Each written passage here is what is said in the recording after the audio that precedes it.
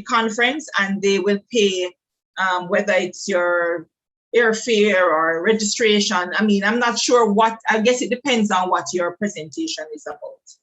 All right, and how much funds are available.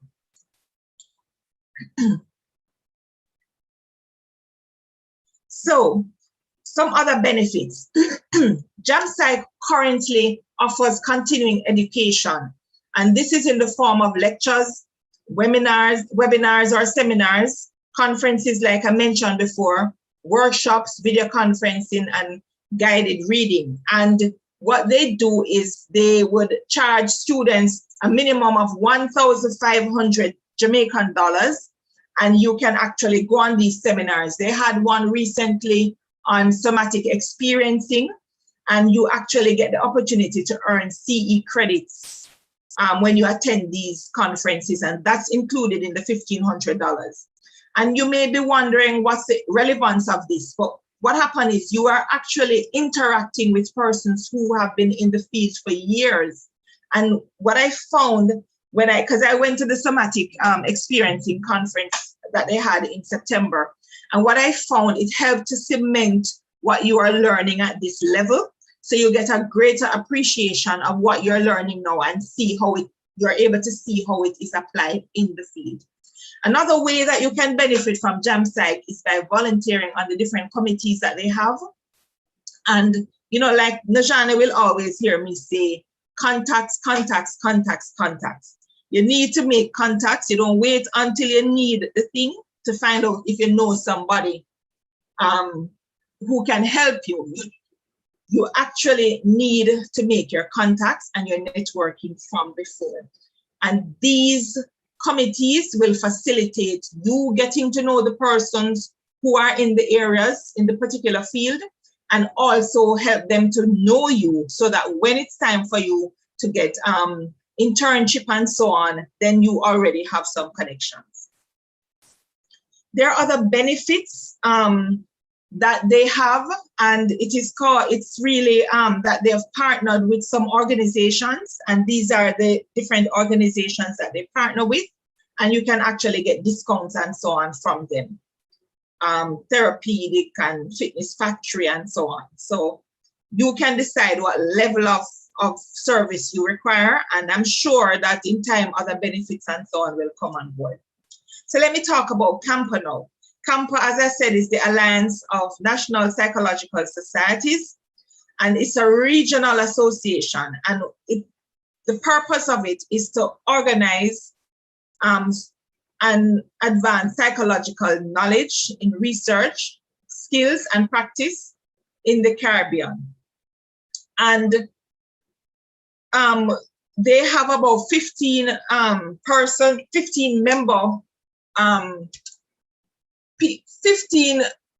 regional members representing the different islands that are a part of CAMPA, right? And they promote scholarships, they promote wellness, health, mental response in terms of disaster and psychosocial support and so on.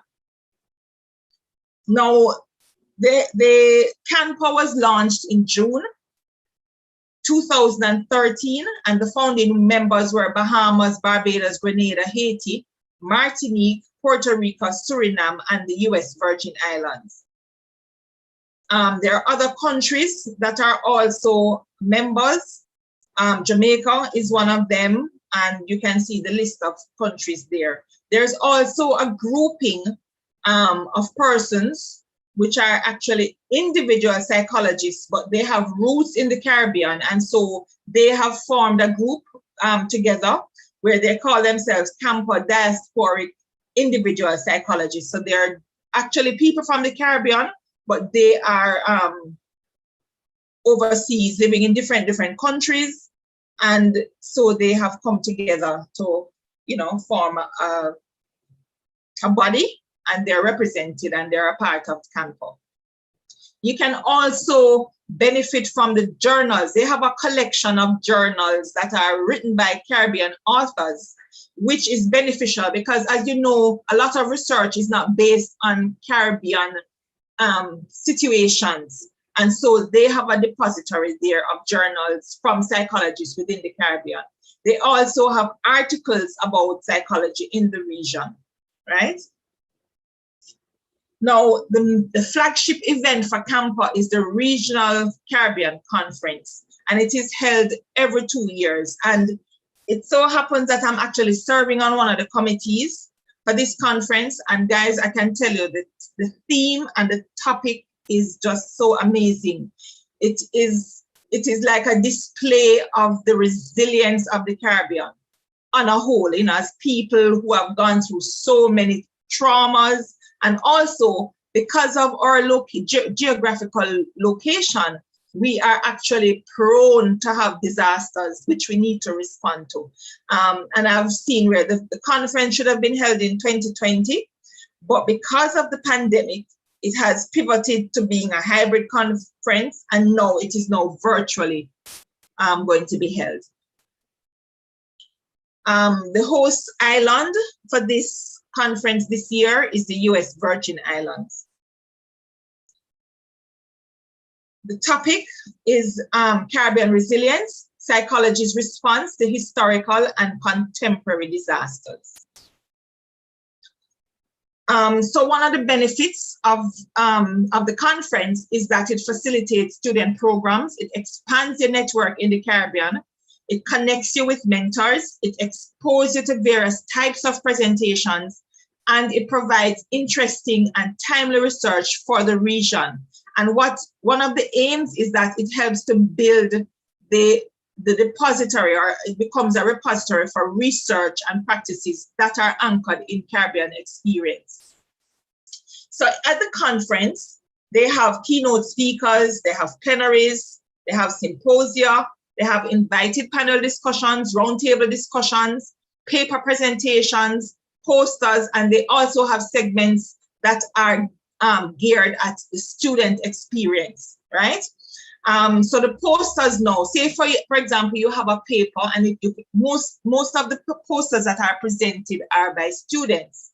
You get an opportunity to create a poster out of your research, right? And then you get to present it, and you have the opportunities for persons who are advanced and students like yourself to ask you questions about your research, details of it, and so on, and you get an opportunity to respond. So the topics for this year, as you can see, they're talking about education and training within Caribbean psychology. They're talking about Caribbean psychology in the applied settings, and that would involve social interventions and so on. They're talking about enhancing health and well-being. Also, how do we deal with the challenges, the new challenges that we face within the region? And they're also looking at the historical and current perspectives. What's the foundation of Caribbean psychology in the Caribbean, and how has it evolved over time? Then they look at multiculturalism and multilingualism. In fact, this conference is going to be done in 3 different languages, the 3 official languages of the Caribbean, which is English, Spanish, and French, right? And we have participants from like over 200 presenters will be there, and there are presenters from Europe.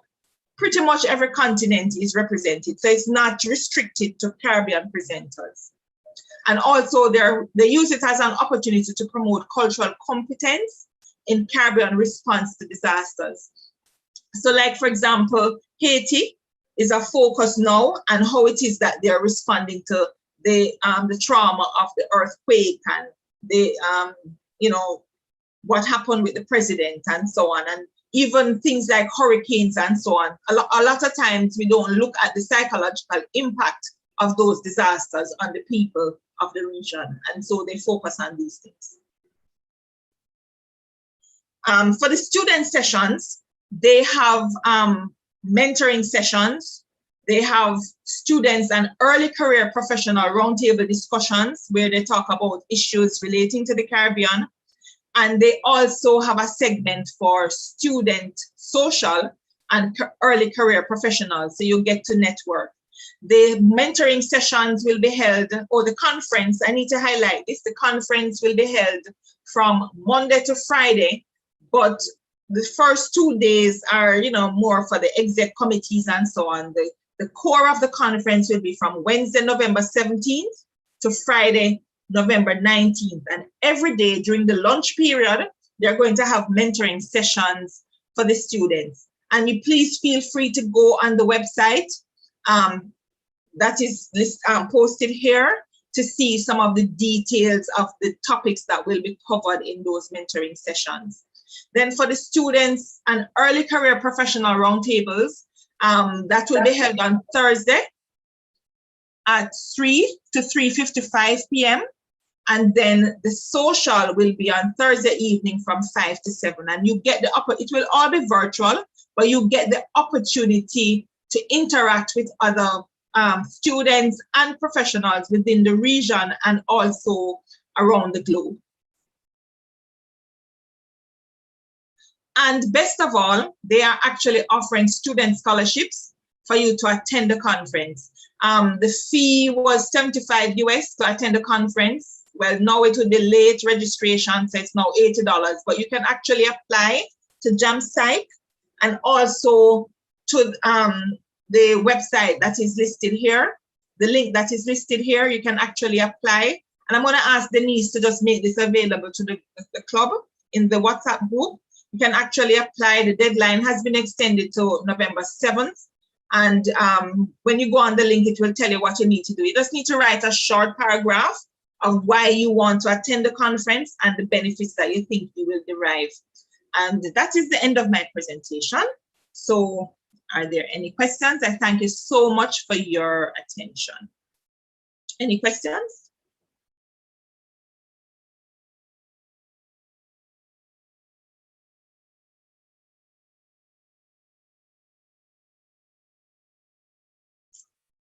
Hello? Silence, no questions? Yes, I have a quick question. Yes, Najani. Right. So you mentioned that a lot of persons, we don't really know like the psychological impacts that, these natural occurrences have.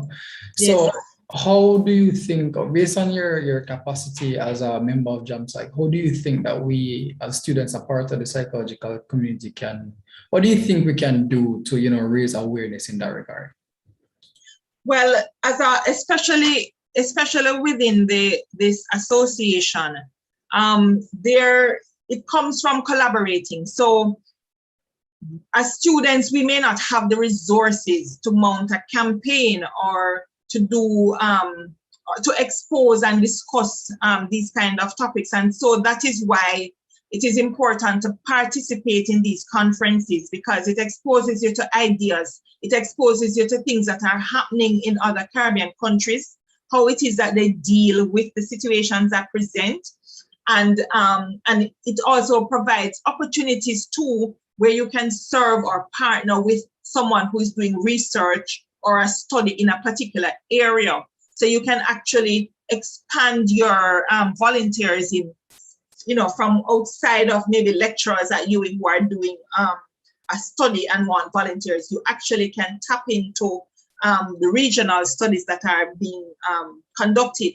And when you're a member, you get frequent updates from Psych as to the availability of opportunities like that students can benefit from. So if it is that you have an initiative, then as members of Psych, you can actually reach out to Psych to find out if there are any persons who would be interested in partnering with you, so that you can have a platform to express your ideas and bring awareness to whatever cause you want to take up.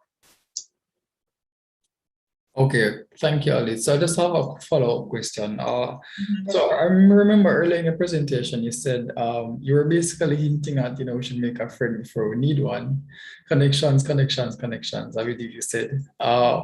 So I'm assuming then that, offering ourselves as volunteers could, give us that connection that we so look for as students. Yes, it actually does, because I actually I didn't know about Campo, and where I'm studying now, one of the lecturers or the coordinator asked me, if I'd be willing to serve on a committee, to help them. And I said, sure, I didn't have a clue what I was getting involved in. It's very interesting just to work with them. And it has exposed me to a number of new ideas, topics that I never even thought about as it relates to psychology. And so now I have contacts in the US Virgin Islands. There are persons who are from different islands within the region that you interact with, and it is just really refreshing for you to see things from someone else's perspective and how they handle situations. So you do get to network, and how they've set up the conference in particular with the mentoring sessions, they actually allow that kind of exchange and networking. They're actually designed to expose Caribbean students to each other across the region.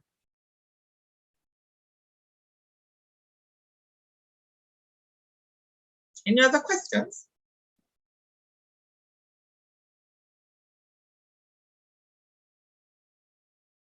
Yes, Najan, it is a very promising experience for us as students. And there are so many things. And guys, even going on the Psych website, sometimes you're doing research and you're not sure where to get your information and so on. Trust me, you can get all of those information, and or at least connect with persons who can guide you to the information that you require.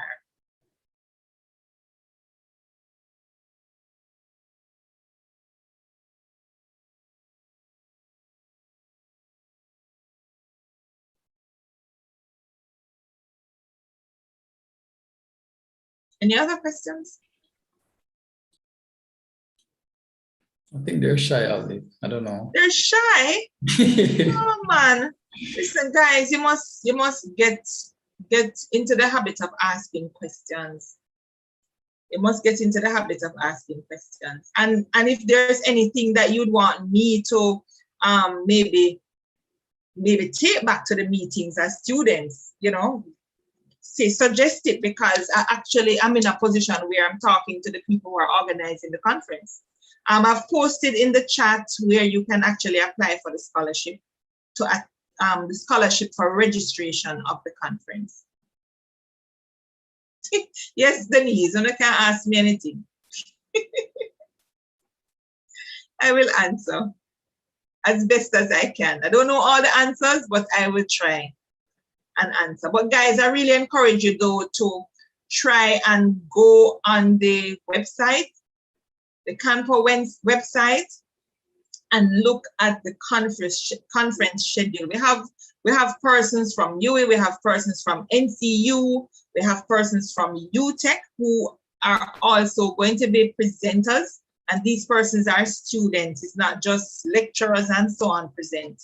We also have students who are actually presenting, who are promoting their posters and that kind of thing. So.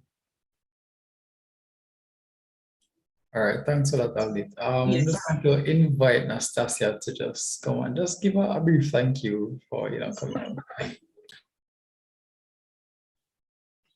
Right. Hi, Aldit. Hi. So I would just like to thank you for taking time out of your busy schedule to come into us and giving us that informative presentation on Psych and Canpa. Honestly, I did not know about Canpa until now.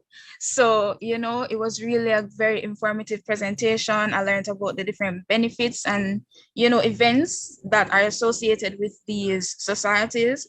So I really hope persons take this as their push to get involved with these societies as well. But thank you again, Albi.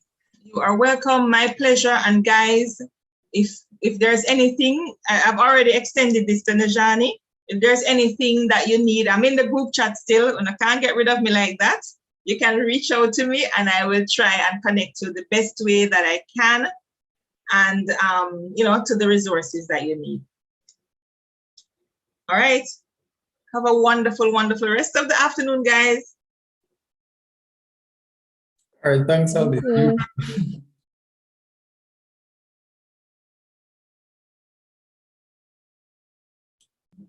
All right, Denise, you can go ahead. All right, please let me know if you're hearing me and seeing me clearly.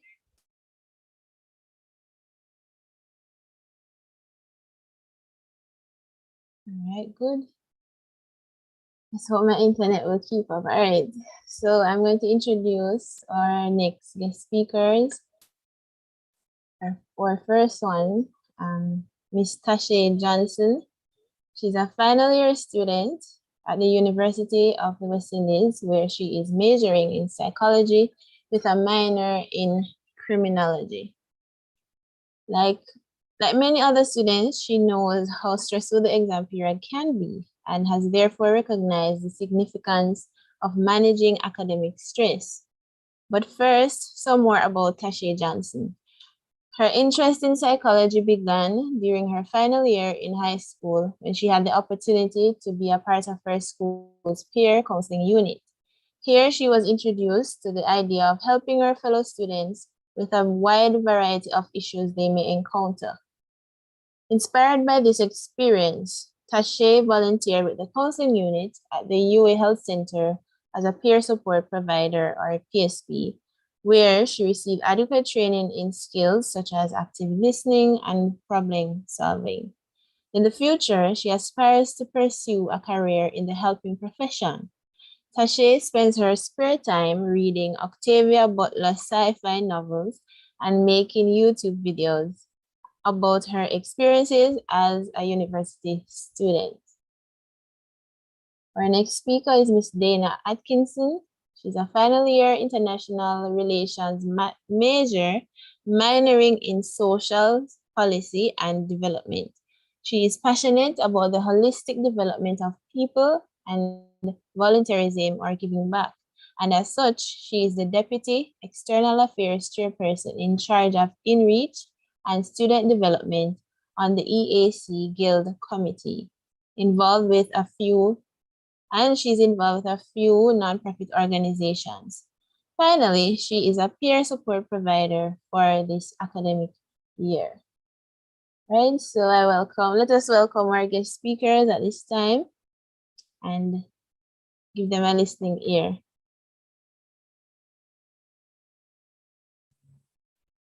Hi everyone, good afternoon. Good afternoon. Today Hi. we'll be presenting on our topic. Give me a second, please. Let me load up the topic.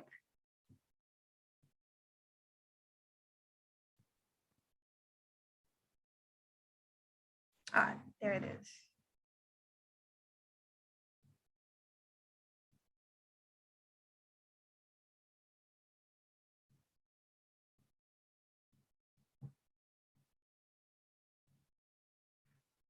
All right. So hi again, everyone. Today we're going to be talking about managing exam stress, exam preparation, and time management. So let us begin. So before I start the presentation, I want to do a little icebreaker exercise with you guys. So I want you guys to take out a piece of paper and have your pen ready, because I want you guys to write down a few things that are currently bothering you.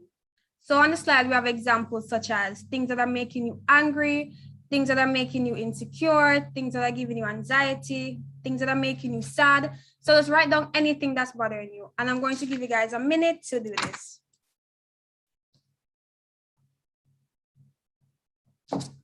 And guys, just as a little note, I see you guys are really active in the chat. I just really hope that everybody can participate. And whether it's talking in the chat or opening up your mic, just want you to participate in the activity. That's what.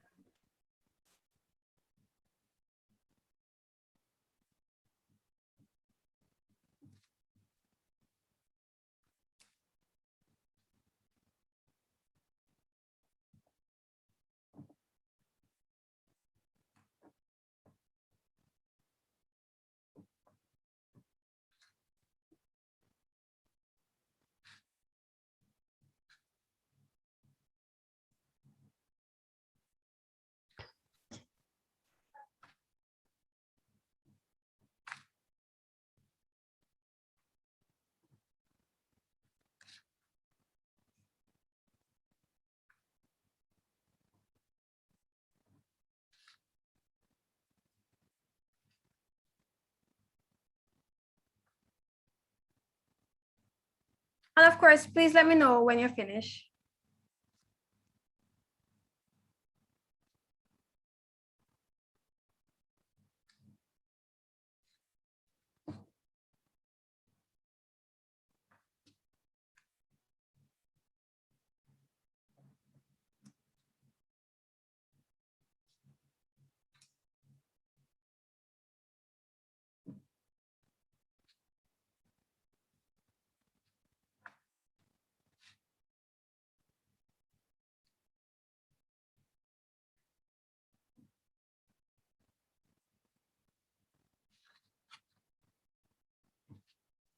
All right, so I hope you guys are finished.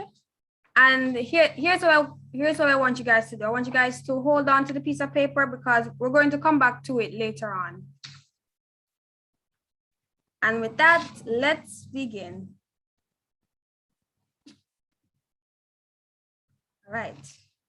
So stress, what that? So as university students, we all experience stress in one way or the other, whether it's with coursework, assignments, exams. Some of us are working, and many other personal problems, of course, that we may encounter. So stress shouldn't be a foreign topic to anyone, and I'm sure it isn't. So for this presentation, I want to first start by defining what stress is. So what is stress? So stress is a normal psychological and physical reaction to the demands of life. So a small amount of stress can be good, motivating you to perform well, but multiple challenges daily, such as sitting in traffic, meeting deadlines, and paying bills, can push you beyond your ability to cope. So bear in mind that stress is both a psychological and physical response to pressure you might experience within your life. Now, what is exam stress? So this is the feeling of tension and worry that comes from test-taking situations. So sometimes the pressure of exams might cause you to stress. So exam stress, it's something normal. It's normal to feel pressure about an upcoming exam taking place. So stress is your response to pressure, and bear in mind that a small amount of pressure is good, but it becomes a problem or can really affect your performance when it becomes too excessive.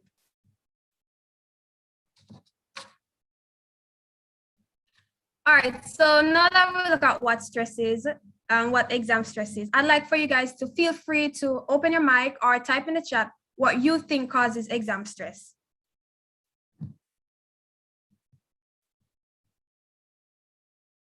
All right, I see somebody said the courses, yeah.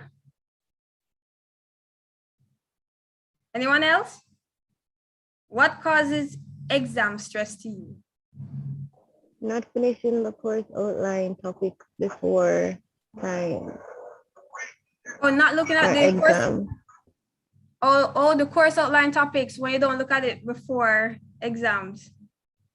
All right. Hi. Hola.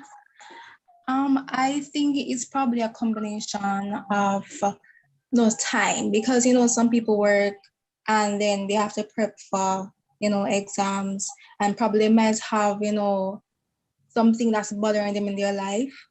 Yeah. So it can be it's also external factors that can contribute to the already anticipated exams.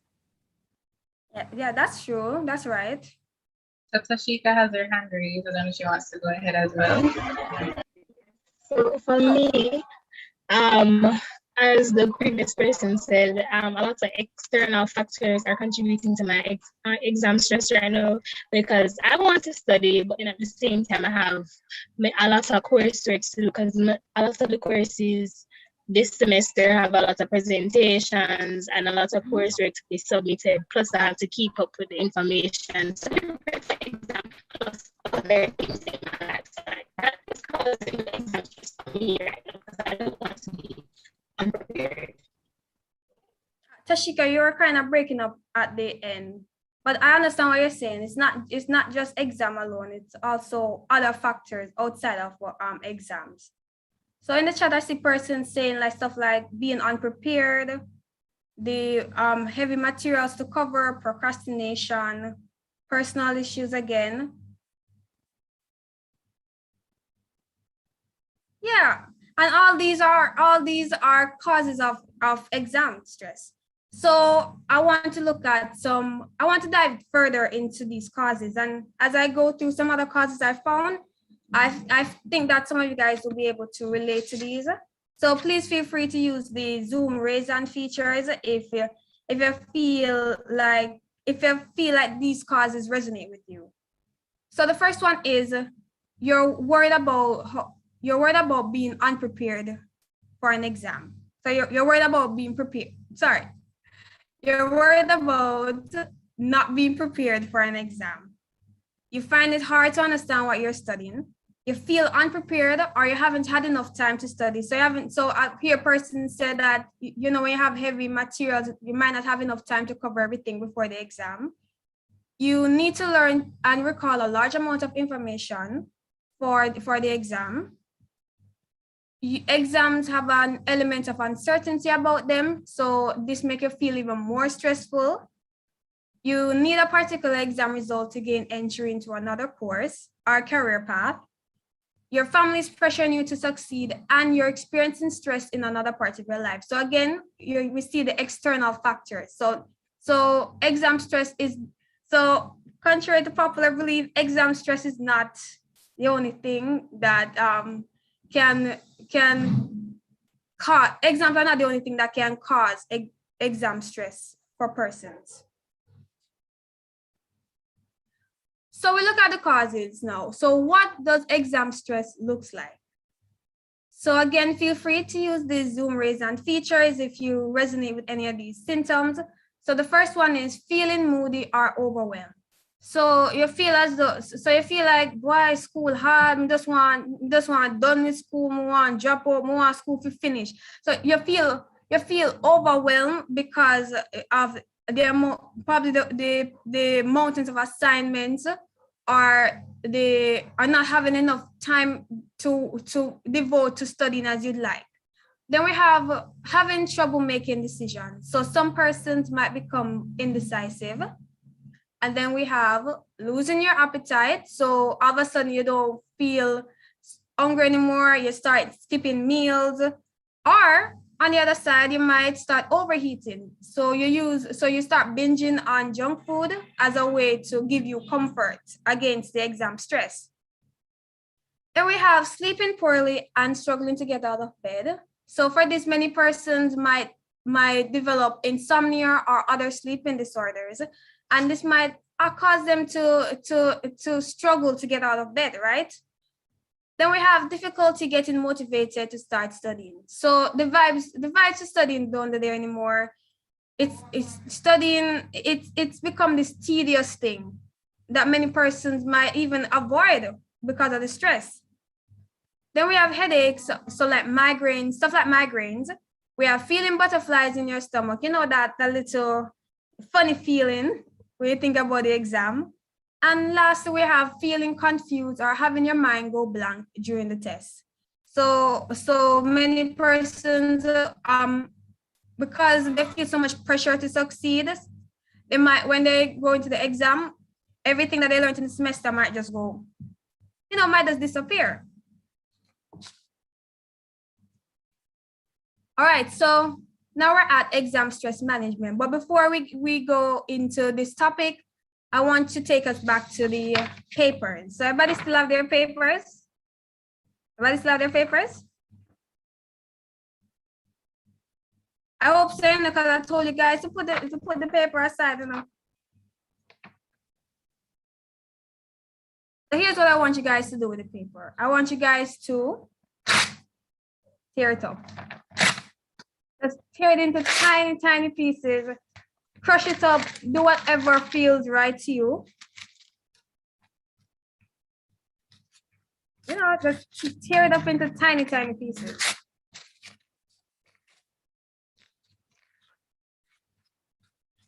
And when you're finished, type in the chat, how did that make you feel? So I see somebody say quite liberating, right? Oh, okay, so this. Yeah.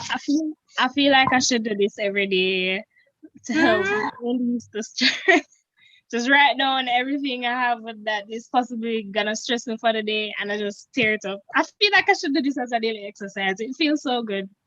Yeah, there's something so symbolic about like seeing the all your problems on the paper just being torn apart. It makes you feel as though I don't know. I find it to be a little relieving, and even for just a split second, it just takes your mind off whatever it is that's bothering you.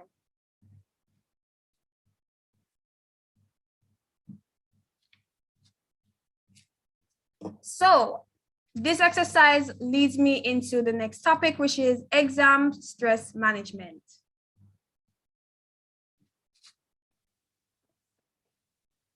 So how do you manage exam stress? So the first one is take regular breaks. So you can do this by going on a walk, going on a run, drinking a glass of water, taking a nap, having a shower or bath, watching YouTube videos, watching a show on Netflix. You know, there's You Season 3 is out now. It's a good way to take a little break and unwind. And when you take regular breaks from like studying and assignments, it helps you to better focus on whatever it is. So that's why sometimes persons experience burnout when they study continuously or for long periods of time without taking adequate breaks. Next, we have manage expectations. So how many persons in here have done exams before? I'm guessing everyone, since we are university students, right? So by now you should have an idea of what to expect from presentations. From exams. So what I'm asking for you to do is to be more realistic with your expectations. Don't allow your expectations of the exams to oversee to overdo what you already know the structure of the exam is. So all you have to do is just, like I said, be realistic with your expectations and just go to the exam and do your best. So the next one we have is deep breathing. So practice deep breathing. So this is one of the best ways to relieve stress. And a good deep breathing technique I have is called the box breathing relaxation technique. And I have a video here that will help you to understand this technique much better. And feel free to go along with the video.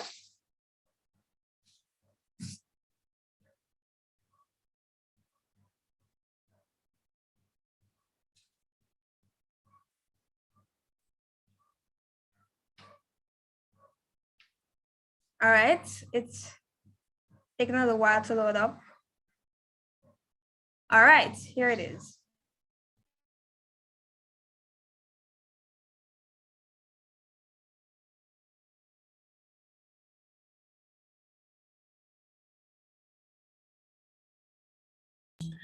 Tashi, we can't hear it. So what you might want to do is to stop sharing and then start back and include your computer audio. Oh, wow. Wow, I was here getting into it. Sorry about that. So stop sharing.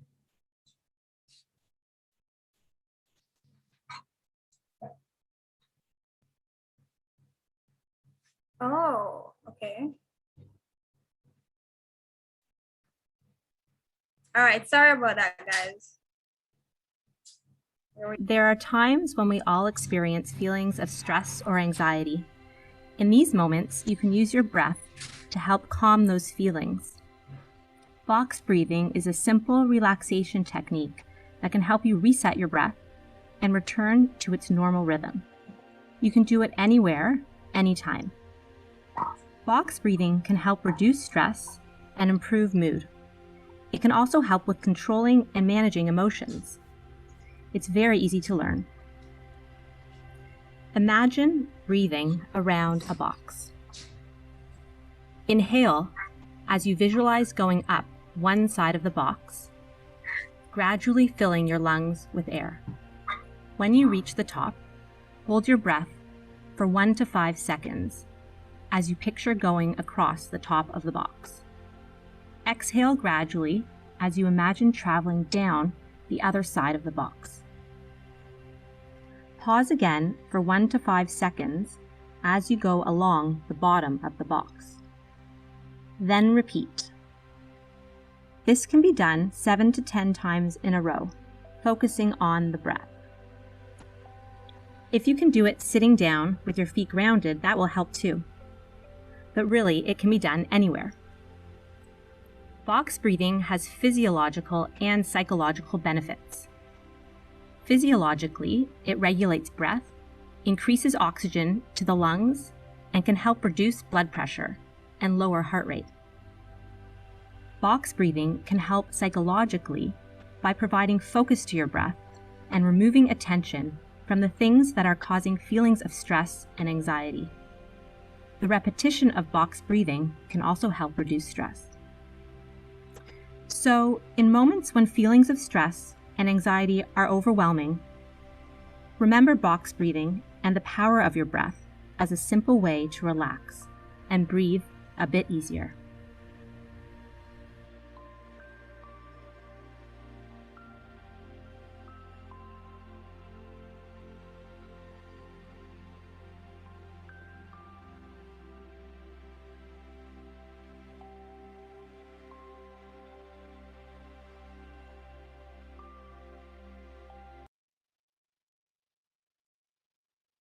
There are times.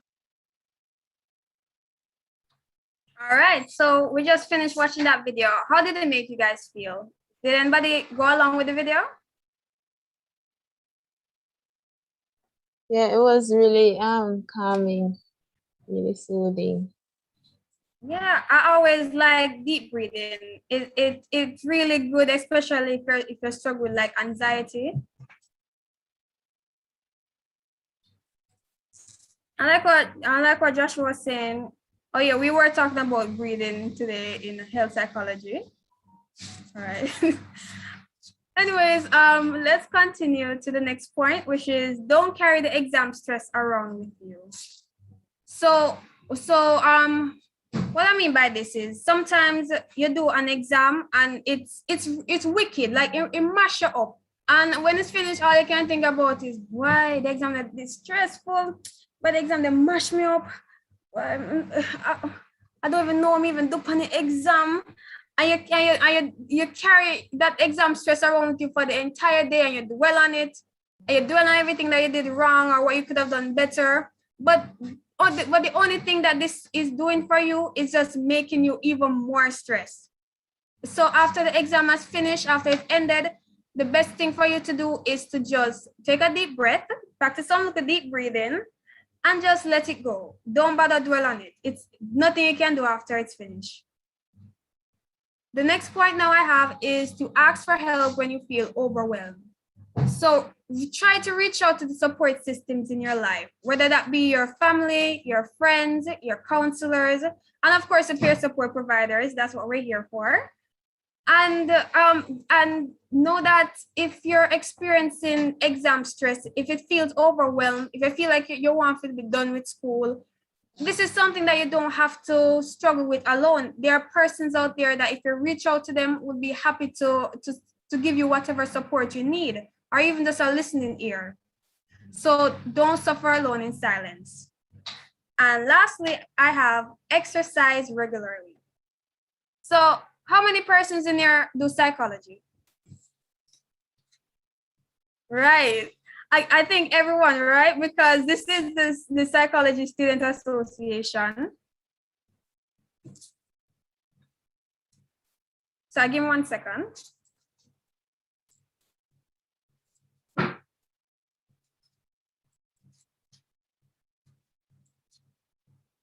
Oh, are you guys seeing the presentation properly? Yes, we are, but there's black bar at the top.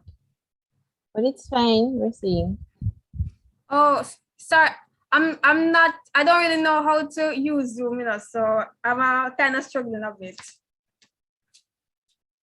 All right, so the next point is to exercise regularly. So again, so I know this is a Psychology Student Association, so you guys have a certain knowledge about psychology, right? So here's what I want you guys to do. Like, feel free to open the mic or type in the chat what neurotransmitters are released when we exercise. And I'm looking for 3 main ones.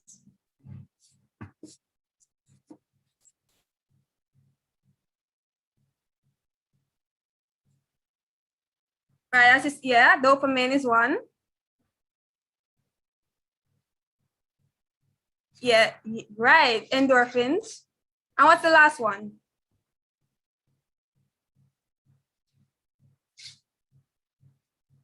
Yeah, that is one. Well, I was looking for serotonin. So the reason why I chose these specific neurotransmitters is because these are the ones that are there to help relieve stress. So when you do any form of physical activity, serotonin, dopamine, and endorphins will be released to help you relieve stress. So that's a good reason to exercise more if you want to feel nice. So that is the end of my portion of the presentation. Thank you so much for listening. And now I'll hand over to the lovely Dana Atkinson. Okay, guys, so we're going to go into some exam tips. So if you can change the slides.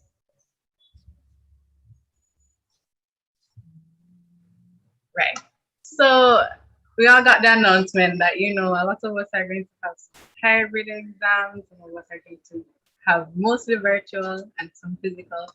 So with that, I'm going to give you some tips just in general and some specific to virtual. So know when the exam will be open and plan when you are going to start.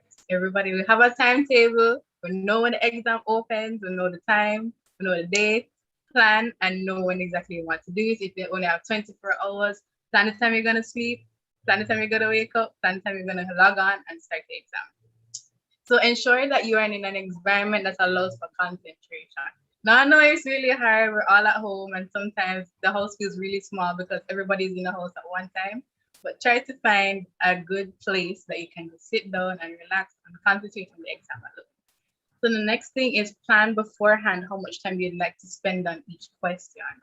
Now, I mean, this is really, you know, regular for everybody. Just know if it, exam only lasts 60 minutes, 1 minute maximum per question, you probably want to even go less. This is really important for effective time management, and we'll go more into that as well. Ensure that all devices, ensure that all devices are charged and you have access to internet or data should any complications arise. Now we know that JPS and Flow and Digital know exactly when we'll have to do exams. So please have your devices charged. You know when your exams are going to be, have your devices charged and make sure you have adequate data should anything happen. Know also who to contact should any complications arise. Now, if this could be a lecture, this could be MITs, this could be the exam unit. You know, there's email, the phone number. Knock down them door if you have to, but listen, we don't want anything to happen during our exams. We don't want anything to affect our exam results. So know exactly who to contact, and this would help to induce less stress because you're aware of who to go to should anything happen. So the other tips for exam day is to just read through the exam paper before beginning your exam. Just pay attention to keywords and read the instructions carefully. We are university students, we know how to read and comprehend. Please, as long as you answer the questions correctly, you feel more within yourself that you've done the best job that you probably could. And this is done by paying attention to keywords, paying attention to the instructions. Don't just skim and just start the exam and go through and answer something completely different, right? So I want to also decide on a strategy that you'd use to answer the questions. So would you prefer to do the easier questions first? Do you prefer to do the hard questions? Try and figure this out before you actually go into the exam, before you go and analyze all the questions so that you know you're able to just go through and do the exam to the best of your ability. So the next thing is to aim to have time to reread the answers. And this goes back into time management. So make sure you know, you plan out the the time that you don't want to approach each question, and then have enough time after that to go and reread the answer. Sometimes if it's virtual, you're looking at the computer screen and writing something, and you don't want anything to happen where you're writing pure foolishness and then you find out you're not answering the correct question, right? So have time to go back and reread the answers, proofread it, right? Get adequate rest prior to the day of the exam. Now, I am guilty of this as well, of sweating, staying up 2 a.m. and the exam probably open at 9 a.m. It doesn't make any sense. We all know that rest and sleep is really, really important and effective for us to be healthy. And so that will help us induce less stress because we're well rested and we're able to attack that exam and do the best that we can. Hang on to the slide. Right. So Denisa's saying that her brain was blank the last time she tried that, which is true. It really can happen. Sleep is really important. So organize what you would need during the exam beforehand, right? I mean, if you need a calculator, if you need some calculations, if you're going to need to scribble something down, if you just have your pen, your paper, your book right beside you, know what you're going to need. You know the exam that you're going to do. You probably know the topics that are going to come beforehand. So plan and have the things right there before you. Go to the bathroom before the exam starts. This could also apply to you being at home. You don't want as soon as the thing opens and you plan to go and start as soon as it opens, and then you want to go and disrupt that rhythm that you had, after you mentally psych up yourself to go and do the exam. You don't want to break that. So if you start feeling worried about before the exam, focus on your breathing or do something that helps you to just cope and relax. If that's listening to a song, if that's praying, if that's calling your boyfriend, your girlfriend, if that's calling a support system, having a short conversation to just focus and listen to yourself, do that. We also just showed you how to do some box breathing. Probably that could help you with the exam coming up. Also, lastly, to take 1 minute to express your exam jitters or any exam anxiety that you may have, whether that could be to scream, shout, jump, dance, anything of the sort. You have that built up inside of you. You want to let it go so that you can focus and then do the exam. So the next thing I'm going to go into are some studying tips. Now, there are just 5 tips that I'll go through briefly. So the first tip is to discover the type of learner that you are. I know I'm sure we all know this, but I'm sure there's 3 main types of learners. So that's auditory learner, visual learner, and kinesthetic learner. So the auditory learner, I'm an auditory learner personally. So I learn better when I can hear exactly what somebody's saying. And then you have a visual learner. So visual learners, you're able to, once you can see and read the content, it's easier for you to digest the content. And then you have kinesthetic learner, which is, doing practical things or practical ways for you to just absorb the information and for you to just remember it. Also, it's the studying work better. Right, so you guys probably put in a chat. I forgot to mention that there's probably a quiz that you can do. There's just short 20 questions. I don't know if you guys have that quiz link. You can put it in the chat or you can put it in after. Right, thank you, Denise. So, you can go and do that. So if you don't know the type of learner that you are, you can go and do that quiz and discover the type of learner that you are. And then that will help you to effectively study. And then you can do better in your exams, right? So find out what time works better for you when it comes to studying. So do you want to study in the mornings? Wake up at 5 o'clock in the morning. Is that better for you? Or is toiling in the middle of the night better for you and in terms of studying and actually gaining information? So the second tip is small steps in the right direction will make a huge difference in the end. So the time that you start reading your textbook, it's a start. So keep going, right? It's better that you study a little bit rather than not study at all. It doesn't make any sense that you go into an exam having not studied anything, you procrastinated. Don't do that, right? So you're going to go into the third studying tip. So the third tip is to just stick to the goals that you set. If you set out to study that weekend, please study that weekend. If it's a Friday night you're going to study Friday night. You feel more accomplished when you set out, you have a plan, and you set out to do it, and you actually do it. It doesn't make any sense. We'll get lazy and just say, you know what, I'm going to do it the next day. No. If you say Friday night, do it Friday night. If you say Saturday morning, do it Saturday morning. It will help you to feel better with yourself as well. So the fourth tip is to help others. Now we know all know we have tutors, have study groups. Study groups are really, really good and beneficial. Especially when you have somebody who is on your level, who can relate to you, who's probably a little bit more, a little bit stronger in one area than the other. So when you teach, you learn and you interact with others and you discuss the content with each other. It just helps you to absorb the information, right? So the saying is, no man is an island. Everybody has the ability to get a degree. Everybody has the ability. Well, we're going to get a degree, but everybody has the ability to get good grades. Get that A. There's many A's going around for everybody. So just teach your friend. If you know that you're better in one thing, do it. And if you know that you're weak in another thing, ask for help. It's easy to go to your peer and ask for help, right? So knowledge will never be ready. So just share the knowledge. So the last study tip is to just find healthy coping mechanisms when it comes to, stress, anxiety, and just studying properly. Right. So some coping mechanisms, so you're studying, you're working really hard, but it's good to just take a break, sometimes have a bath, give yourself a little pep talk to, tell yourself to keep going, you're doing a good job, and then just go on to the next day and study as well. Meditation is a really good way. Breathing, as I said from before. So there's some other coping mechanisms. So another coping mechanism is working on time management or managing your time. And we're going to go into that because it's a really important coping mechanism when it comes to studying. Asking for support. As I said, you have your peer groups, you have people you can reach out to. Do that. You have a friend that could probably help you. If you need some drilling, ask them. Establish healthy boundaries. Now, sometimes, right, as Denny said, peer support providers, that's exactly what we are here for, to help support you. We do the same, we do the same subjects. I'm an international relations major, so I'm different. So somebody else could come to me if I need any help in a different area, right? So establish healthy boundaries. Now, it's really, really important to just take time up for yourself. Allocate time for me time, allocate time for study time, and allocate time for even socialization. It's really important that you have your set times for different things. Tell group members that, listen, you cannot message me past 10 p.m. because that's the time that I've allocated to study. You don't want people to overstep that boundary, and then as a result, you can overextend yourself into different areas, right? Also, create a to-do list. Now, again, we're going to go into time management, so I'll be able to help you, do that or go into that properly.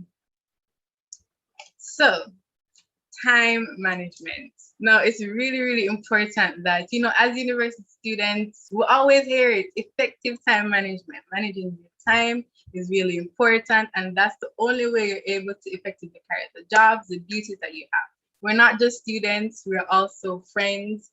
We are also, employees maybe of an organization. So it's really important we have effective time management to do the best that we can. And then this would help to just ease off a little bit of stress on you, right? So let's go into what time management is.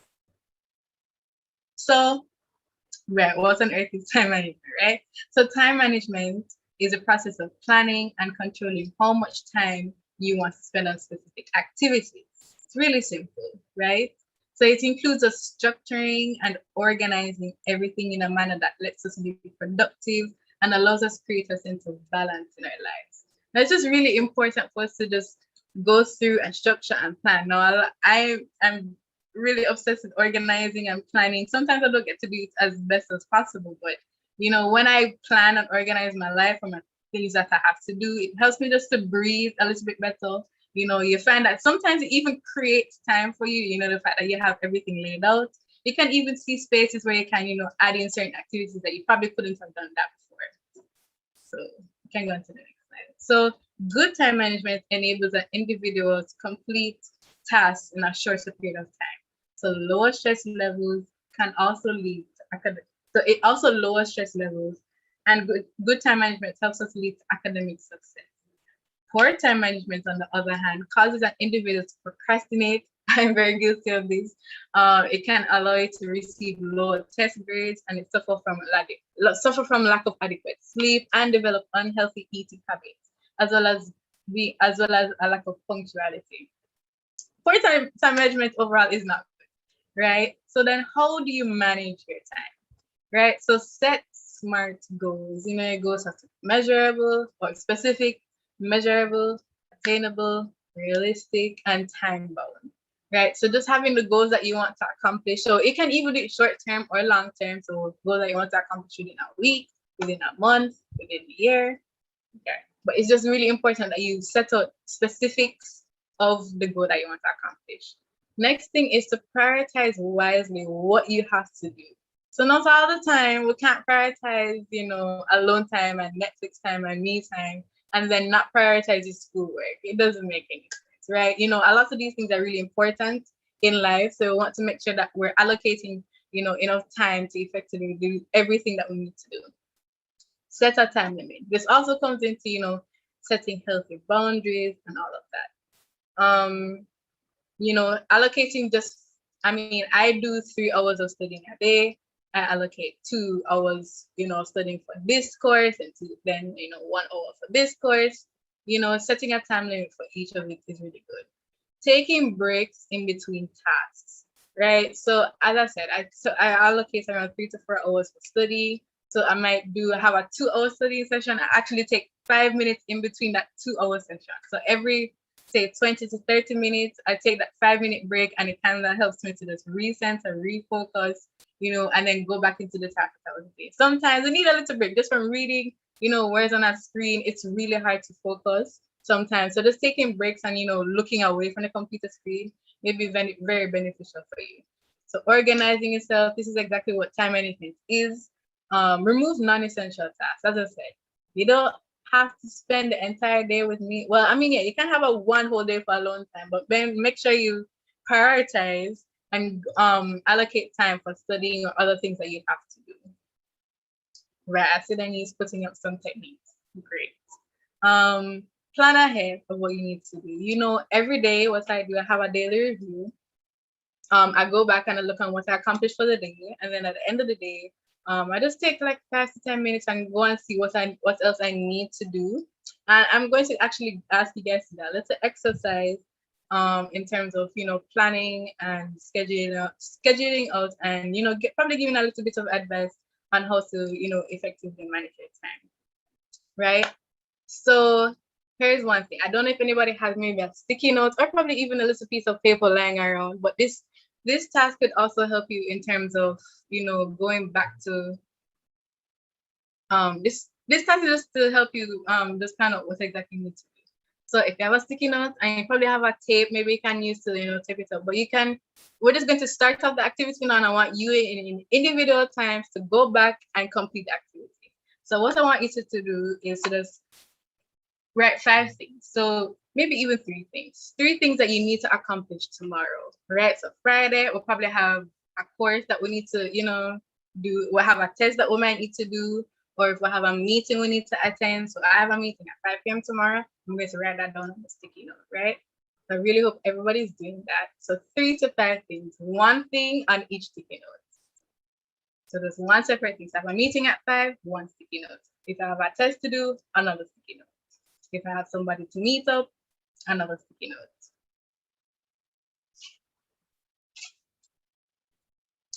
Now, as I said, this is an activity that you're going to go back and accomplish tomorrow or finish tomorrow. So once you've written down probably the task that you want to achieve for tomorrow, I want you to find somewhere that you see every day. So right now I'm looking at my laptop screen. Everybody has to look on their laptop screen, or if it's here. Right.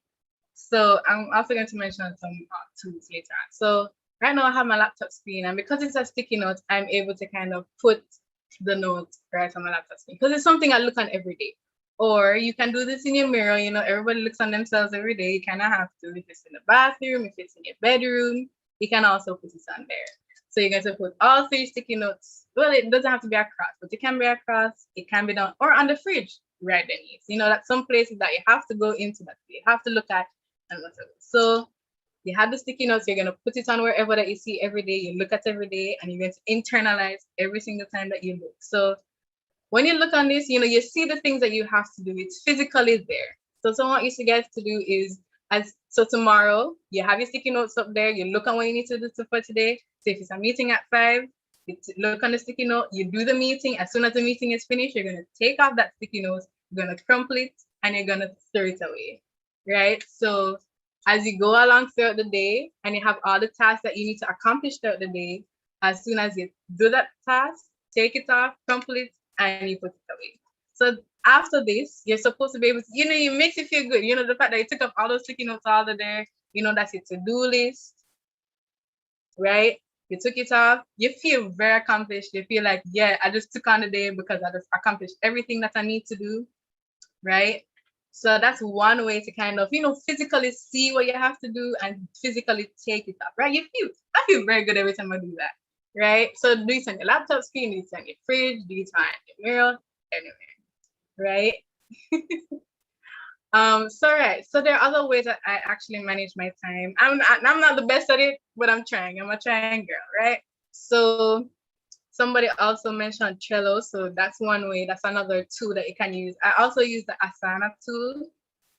Now this is just a task manager tool. You sign up with it individually, but if an organization also has it, or if a friend also has it, you can link. Yeah, it's an Asana tool. Like it's a Asana tool, like a project management tool, essentially. So you're able to, write down the tasks that probably you have as an individual and almost check it off. So it's something that's on your phone, you can download it as an app, or it's something on your laptop.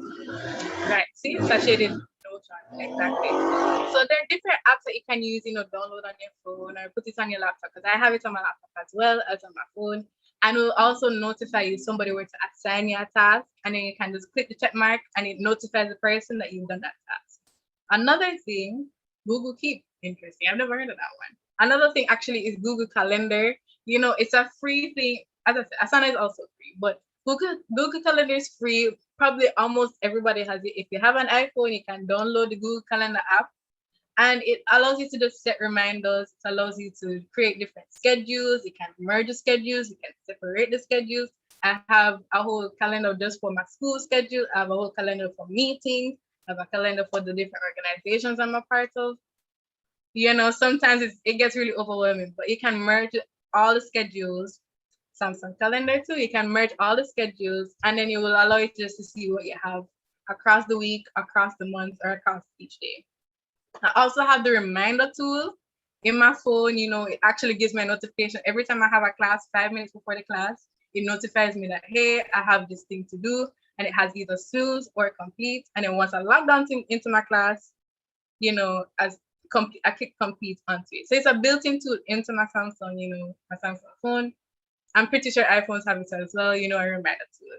And last thing is a calendar app. I probably can look for the link and probably send it to you later on, but it's an app that it's a scheduling app. So, as I said, you have a lot of meetings today. You guys, have this meeting today. You could have put, the calendar app.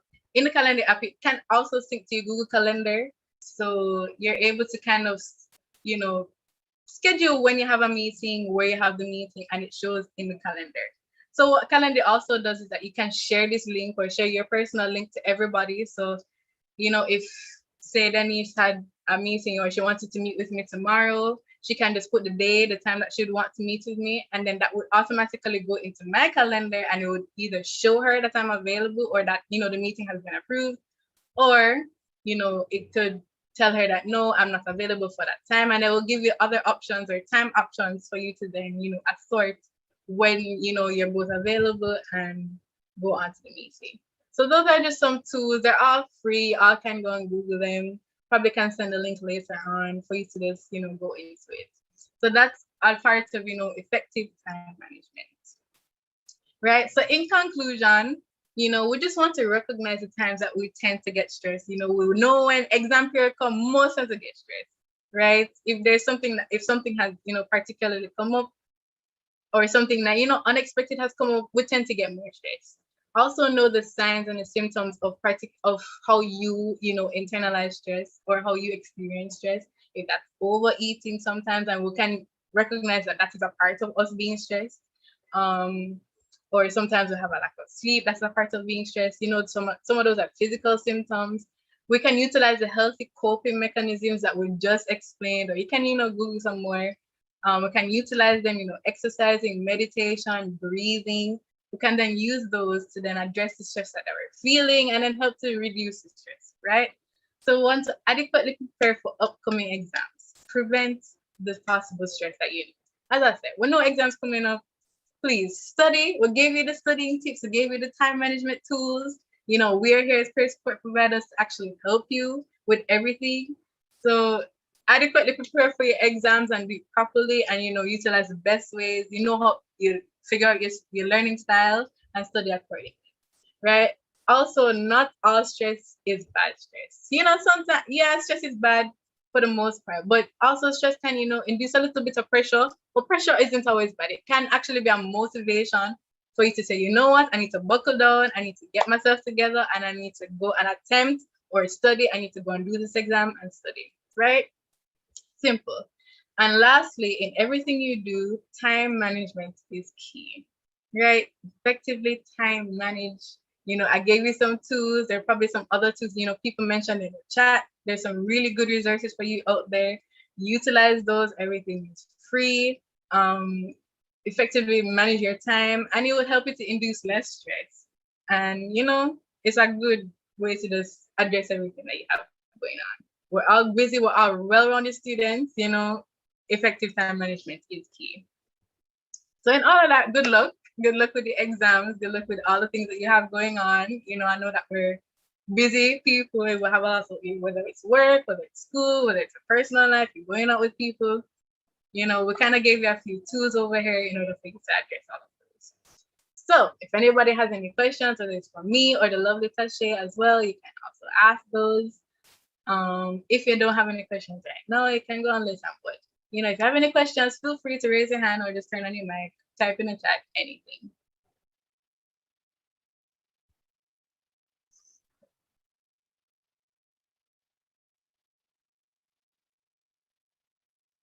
All right. That's some people, but thanks guys for actually, listening and doing that. There's a contact sheet on the slide. So you guys can probably take a picture. You can reach out to myself or Tashay. Right. Right. Tashay can do her YouTube channel. So yeah, you can reach out to myself or Tashay or at the PSP, so the peer support providers. We're here to help all of you. So if you need a listening ear, we're here for you. We're here to just help you to cope with certain things. So if you need the counseling unit, there's also their contact right there. So right. So that concludes our presentation. If nobody has any questions for any of us, I'd like to think that we've answered any possible questions that you might have had about stress, exam stress, time management, all of that. So thank you guys so much for having me. I really thank Nashe. I really thank Denise. Wow. I really thank Denise and Najani for inviting us to do this presentation. It's really good to meet you guys, and I really appreciate it.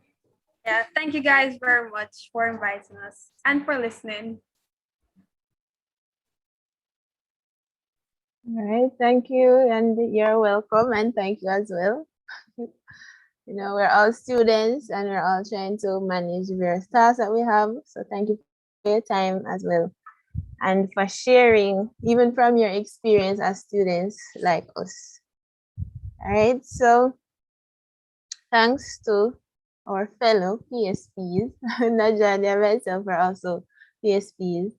So now we're just going to close off because time is gone. But before we go, I just want to announce there's a mental health campaign that we are in collaboration with UISTAT, Students Today, Alumni Tomorrow, and UI Writers Circle. So just look out in the group for more information on that. All right, thanks again, everyone, for joining. See you next week.